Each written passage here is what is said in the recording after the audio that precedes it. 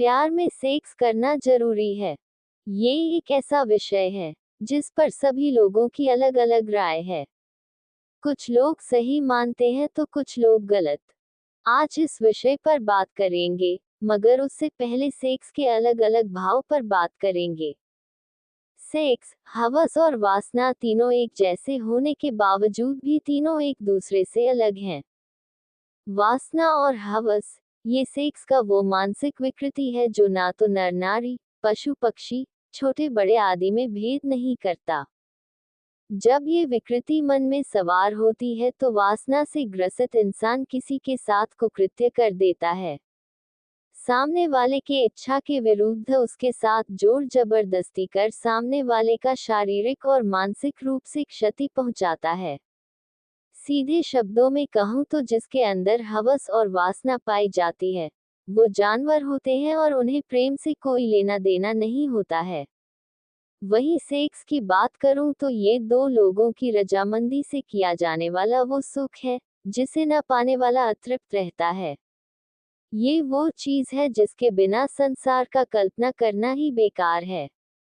अब सवाल है कि प्रेम में सेक्स जायज है या नहीं। अगर प्रेम हवस और वासना का केंद्र बिंदु है तो वो प्रेम ही नहीं है, क्योंकि सामने वाला इंसान प्रेम नहीं बल्कि अपनी इच्छाएं पूरी करना चाहता है और जैसे उसकी इच्छाएं पूर्ण हुई वो आपका हित कर सकता है। लड़के लड़कियों का सेक्स वीडियो वायरल होना इसमें से ही एक है। जहां तक सेक्स की बात करूं तो प्रेम में सेक्स उतना ही आवश्यक है जितना आपके नंगे शरीर पर एक कपड़े का होना। वो कपड़ा आपके शरीर को परिपूर्णता देता है। प्यार की शुरुआत का पहला बिंदु आकर्षण होता है, जो इंसान की व्यक्तित्व, उसके अच्छे आचरण आदि से शुरू होती है और जैसे जैसे समय बीतता जाता है प्यार की गहराई उतनी ही बढ़ती जाती है। साइंस कहता है कि जब तक हम फिजिकली रिलेशन में नहीं रहते तब तक हम अपने प्रेमी या प्रेमिका के प्रति लापरवाह होते हैं, क्योंकि हम सिर्फ उससे मेंटली रूप से जुड़े होते हैं।